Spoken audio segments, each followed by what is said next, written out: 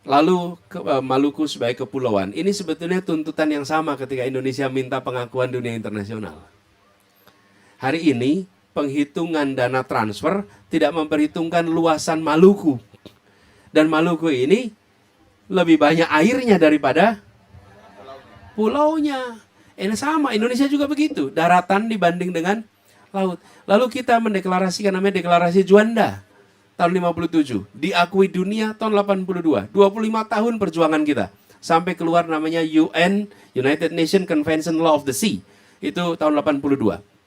25 tahun. Nah, kita memandang bahwa di Maluku ini memang perlu mendapatkan rumus yang berbeda. Sehingga alokasi APBN ke tempat ini sesuai dengan kondisi yang ada di Maluku.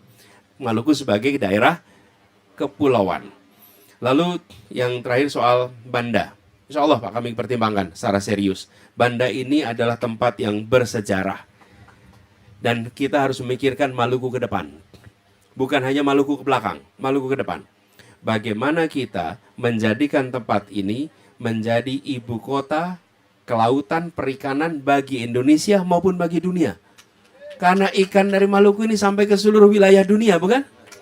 Ya, dan sebagian balik lagi dengan brand yang namanya internasional. Padahal datangnya dari Maluku.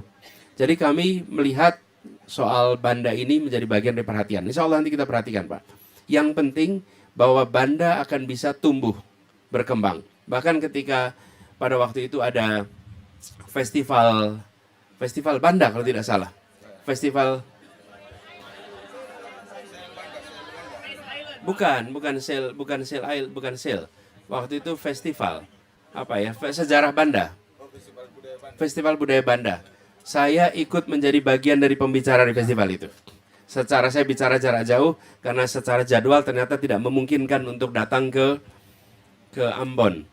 Dan Kepala Dinas Pariwisata dan Kebudayaan itu bersahabat baik dengan saya, yang meninggal di bandara ketika perjalanan pulang ke, namanya Pak Astagfirullah.